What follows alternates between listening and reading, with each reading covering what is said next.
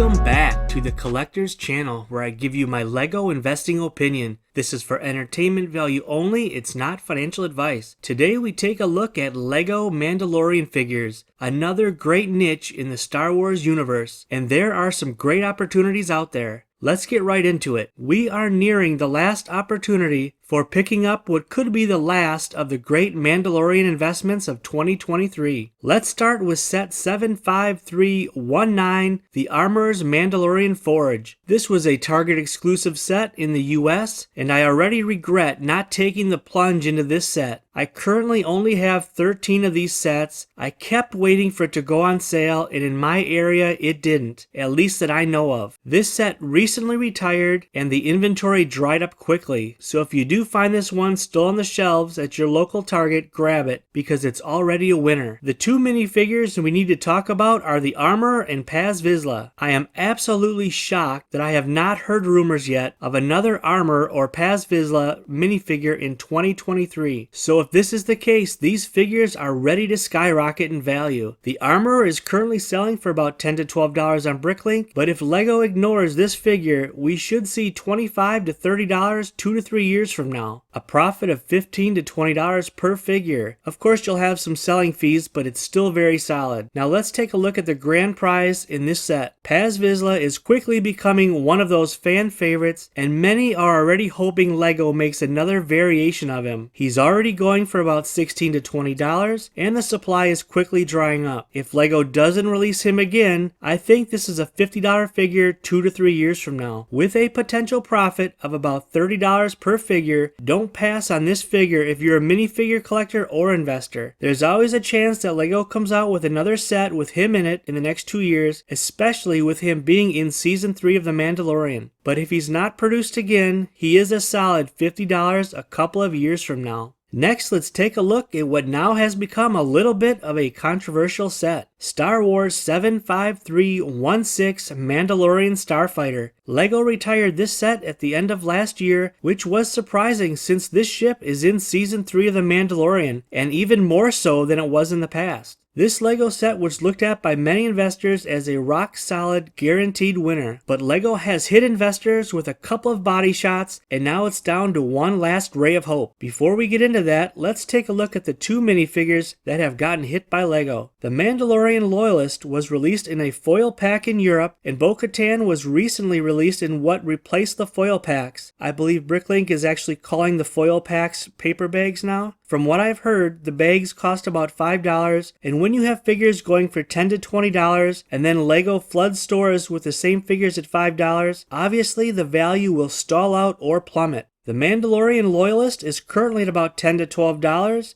and bo-katan is currently going for around $12 to $14 in the US. I can't see these figures doing much in the next 2 years, especially since a new bo-katan with arm printing is coming out later this year. In my opinion, these figures should no longer be looked at for investment purposes. Great collector pieces, but don't expect to make any money from them in the near future. Now let's talk about the one last ray of hope. The Gar Saxon figure is holding this set together, and he's going for a solid $40 on Bricklink. There are only about 300 of these figures available in the US right now between eBay and Bricklink. Looking at sold data, about 100 of these figures sell per month, so there's currently only a 3-month supply out there. Of course, more will be added by resellers, but supply is very low, and we are only a few months into retirement for this figure. If Lego doesn't release this figure again, I'm putting a price target of $100 on this figure, and I fully expect it to hit that price. Lego could crush the value by releasing another Gar Saxon, but so far investors have been safe from that. Without taking fees into consideration, you could make $60 per figure if Lego doesn't remake this figure in the next 2 to 3 years. So far, Lego hasn't released any 2023 sets with Mandalorian figures that I'm targeting.